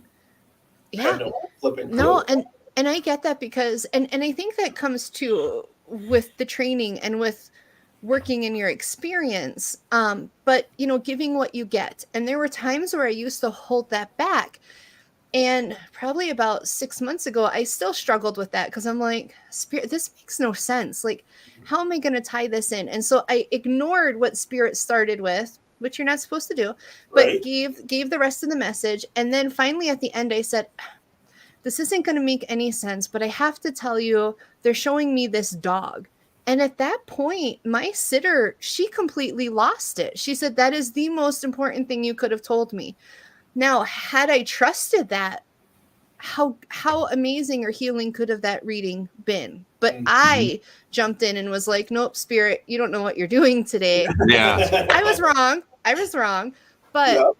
you know, those things, those oddities that we don't always understand are a huge deal to people sometimes. Yeah. Yeah, for sure. I've done I don't know how much tarot readings over the past Oh, millennia here. But I did an accidental channeling. And I don't know if you've ever done that before, where I had a guy come up and ask me, well, how do runes work? Mm. So I described kind of a little bit how runes work. And I said, well, if you want to pretend that this means, I think I said, this means that it stands for an individual who at 13 had to become the adult in the family because the parents were like addicted to something or another. Right. And he just started bawling. Yeah.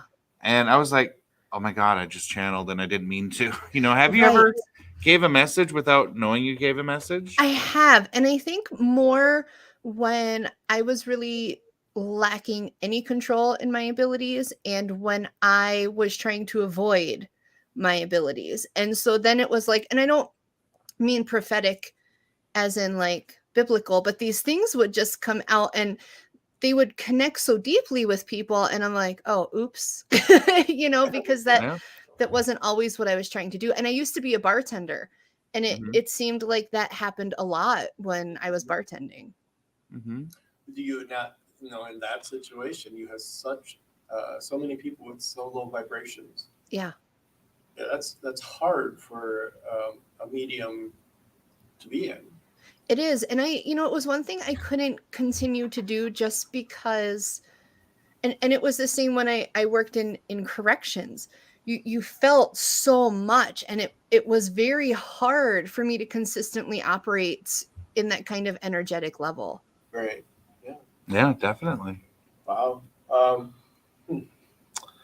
do you want to go next? Oh, I don't know how much. Oh, we have 18 minutes left. Okay. Yeah. Well, then we don't have to go where I was going. Do you have time to stick with us till the end? Maybe Yeah. do the cards that Diet normally does. Oh, I can do that. I have my cards sitting here. Normally we do that about 10 too, right? Yeah. Okay. Well, I have some other kind of topics. I talked about shadow work with Shyman, or I always slaughter her name, and I'm so sorry. I'm so sorry. Oh gosh. Talk to her about shadow work and kind of what her perspective on that was, and I just wanted to kind of tie that through and see what you thought that was. To me, shadow work is really just like I tell my clients, I've got that stuff that I have box stuff that says, 1990 that I'm going to keep in a box. It's got caution tape around it. I know it's there, but I don't want to look at it. To me, that's what shadow work is. It's finally sitting down, opening the boxes and processing. For me, I like to do my shadow work very personally. It's not something I really like to communicate with people because and this is my own view, feel like in assessing some of these things that I'm giving it back power. And you and I have talked about that, Danny, of not wanting to give it power, but wanting to find a way to process through and let it go. And so to me, that shadow work is sitting down, however you do it, but processing through those things and thank you, Lisa, unpacking them and just, you can't always dump out the whole box because that's not going to work. So being aware, first of all, that, hey, all right, I got this crap going on. I know I have to address it. And then just slowly unpacking the garbage and getting rid of what you can. Some things, sometimes I pull it out, I start processing it and I'm like, F this, and I put it back. But I'm still working at it bit by bit. Next time I might not pull out the whole thing, maybe just a portion. Yeah. But it's that self-processing. Yeah, and I think shadow work, which I've said before, it's never done. You always have something pop up where you have to go, oh my God, I got to deal with this.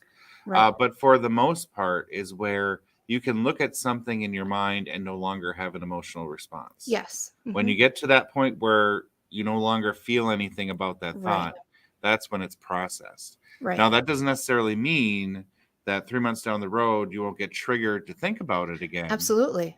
But it's when those emotions no longer play a role in your thought process. You no longer get that weird feeling in your gut when you think about that thing or whatnot. It's just Right. the power that you give it is the emotion that you express. So when no Right. longer emotion is necessary, it no longer has power.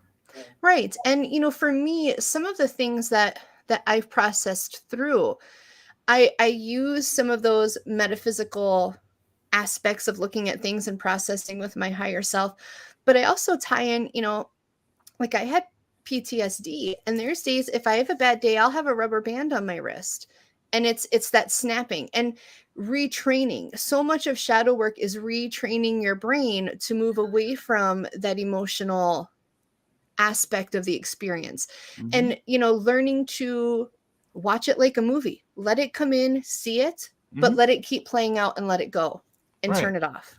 Right. Totally. And I had something profound to say, and now it's gone. I'm So- sorry. Oh. So when you look at it, people say, well, I can never get through it. It always comes back. So, and I truly believe this with anything that we do, that it is the reaction when it comes back. Yeah. It is, and this is any emotion that we're working with, anything that we're working with, the triggers for PTSD, Right. I have this thing in my head that all PTSD is the trigger that creates the emotion. Right. So how do we work on the trigger Right. so it doesn't create the emotion Yeah. anymore, or at least get it so the emotion doesn't bother us anymore? Right. And so many people, I think, pull back because of the emotion involved. We're taught emotion creates vulnerability within us. And I don't like to be seen as vulnerable, and, No. and so trying to have people understand emotion is normal. Emotion, and even with my kids, I have boys, and I don't want my boys to think, well, you can't cry, you're a boy, because there's this stigma, and so I've tried to become more aware even of the verbiage, like with my youngest son, because he'll go through some emotional outbursts sometimes. And instead of saying don't cry, because that's not really what I mean. I don't No. mean don't cry. I mean, you need to vocalize and tell me what's going on. And Yeah. so just as a society and as people, we need to relearn our verbiage. We need to learn how to process, and it's okay. Because you're crying doesn't mean you're vulnerable. It doesn't mean you're not a strong person. Right. Yeah. And I'll get to Lisa's question here in a second, but I just want to bring up I'm in the middle of getting my degree in psychology and learning about PTSD and stuff I had to do papers on. But one of the things that as animals, I guess you would call us, fear has a purpose. It says, Yes. oh my God, never do that again. So Right. your brain will keep throwing things at you to remind you, don't ever do that again. You got hurt. Mhm. And that's just kind of how we're programmed. We're programmed to fear to survive, so we don't do the things that Right. really kind of screwed us. Right. And it's unfortunate that the brain is wired in that way, because it makes working with your shadow that much more difficult. It does. It's a very, ancestral thing that we have in us, because there was a time fear kept you alive, Yeah. fear kept you from getting, eaten by the dinosaurs or whatever. There was a reason for that fear. But now as we develop as a society, what we fear has turned into being triggered into anxieties. Right. Yeah. I mean, look at a rabbit, you can only get up to it so close, and then it gets afraid Right. and runs off. I mean, it lives on. Right. Yeah. Okay. We have a question from Lisa. Do you view blocks the same as shadow work? Financial, for example, not being able to identify a trigger or root cause. That's confusing me. What do you think? I don't see them different or as the same. I see them as being different. And one thing I have learned, because I have a friend who's working in the body code, and so she's been trying to get certified, and she's been working with me and the family. And there are things where prior to having this body code experience and me being so super skeptical, I would have probably joked about or pushed off. But there are things within our body, like I was struggling with something, and it was when she was doing this body code work with me because I was allergic to an idea. How you get allergic to an idea? I've never heard of that. Oh, I Right? want more. Right? So, but there are things that our body responds to or blocks or helps based on generational things. I also found out I was cursed in a past life by somebody on the other side. I don't know what I did. But I'm just saying there are these other aspects that come in that are separate from the shadow work, if that makes sense. Yeah, and my perspective is, as far as a block would go, emotionally, feeling like you're not worthy. I mean, you want it, but there's a hidden emotion saying, I'm not worthy of this. I shouldn't deserve this. I should not have this. And some of those worthiness issues do become blocks. Yes. And where, you might not necessarily think on the surface that you feel that way, but kind of go back and think, what you felt like in your childhood as it related to money, that type of a thing. Oh, you're allergic to shadow work. That's lovely. She might be. I know her personally. Maybe you actually are, Dee. Maybe you actually are. Yeah. But you talk about the self-worth. Self-worth, yeah. Being worthy. That's a major. It's a big thing for everything. Anybody, It is. when we talk about what's the biggest thing I need to work on, that's it. Yeah, self-worth. Yeah. And I can say that about 95% people, maybe even. Yeah. Oh, absolutely. And I think part of that is, as I've kind of looked at the things I've processed through, is there is an aspect to society where we start to feel bad about accomplishing things that other people may not accomplish, and that creates that unworthy feeling within us, and I know why you guys are grinning, because we've had these conversations. Yeah. And it's a big struggle for me, is accepting and allowing and saying it's okay because I have worked hard for this, or I have done this. Mm-hmm. Maybe this isn't the journey the other person's on, but it is that creation of self-worth. Yeah. Right. And the best part when you get to it is having that self-worth and knowing you didn't have to put in any effort at all because you deserved it. Right. You don't have to use the excuse I put effort into it to say, I deserve this.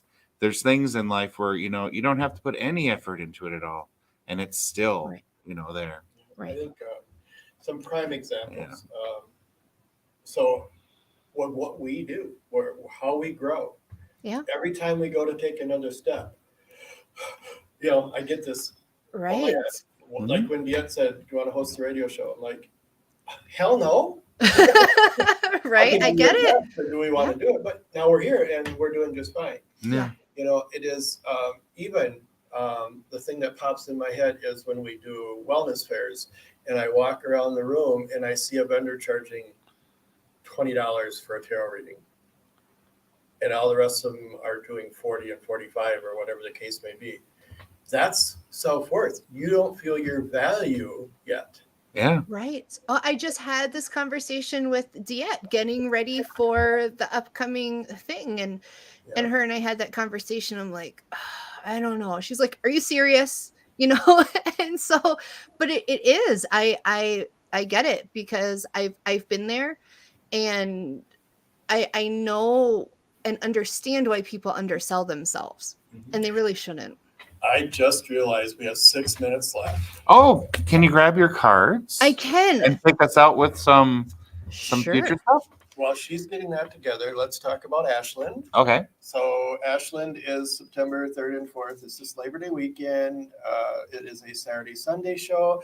And Miss Stephanie Lynn and Diet Renee will be doing their very first team psychic gallery, mediumship gallery. It's scary. And play a little bit with them. But that is a 7 to 9 p.m. show. So if you're off the lake and want something to do for the evening, please come ahead. We have pre-sale on our website. I believe it's on our website, but definitely our Facebook event. Right. So, all right. Okay. Take it away, Stephanie. I'm hearing 3 cards. So we're going to do 3 cards. Usually Spirit wants to do more, but I'm hearing 3.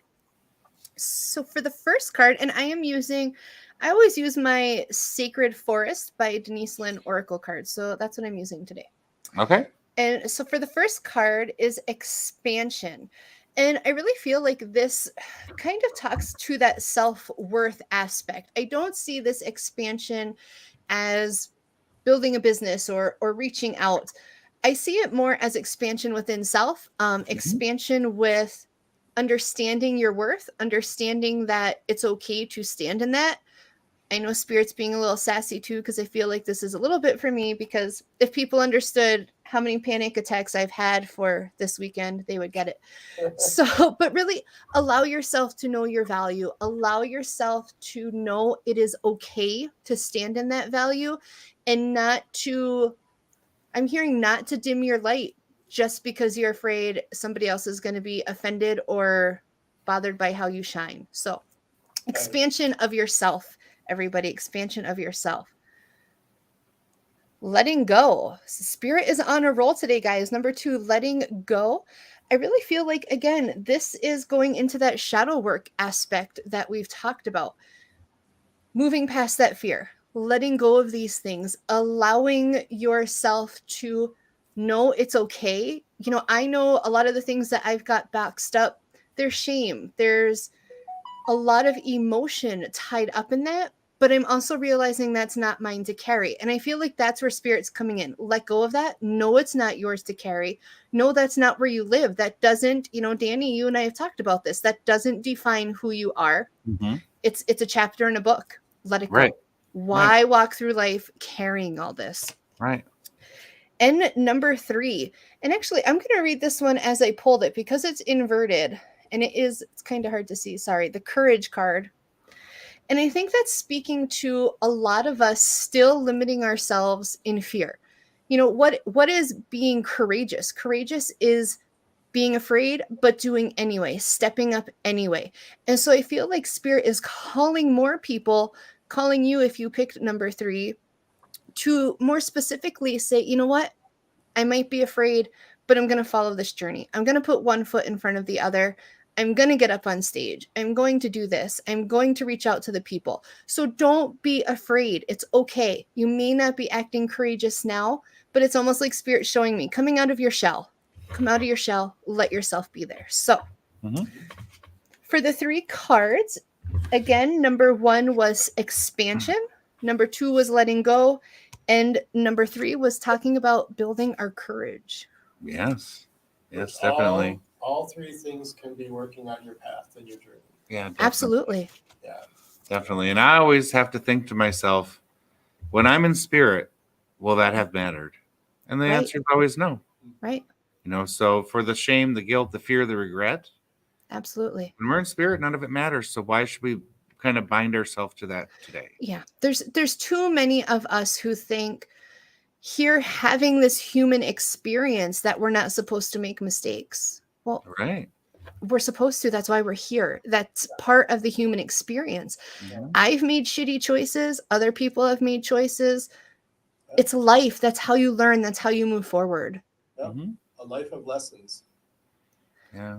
Thank you guys so much for having me on today. I have enjoyed my time with you. Wonderful. Appreciate it. All right. We will see you Saturday. I will see you guys on Saturday. All right. Thanks. I love you guys too. Bye-bye. Bye. Okay. All right. All right. Well, thank you everybody for joining us for this show. And we've had a really great time. I'm speaking for both of us. Yeah, but absolutely. Had a really great time. Yeah. And perhaps someday in the future when Jet decides to, I don't know, go to Mars or something, we can do this again. So thanks for having us. And that was a good test run. Yeah, definitely. Now we know where we're going to go and what we're going to do maybe for our future stuff. Oh, don't talk like that right now. Okay. All right. Bye, everyone. Bye. Thank you.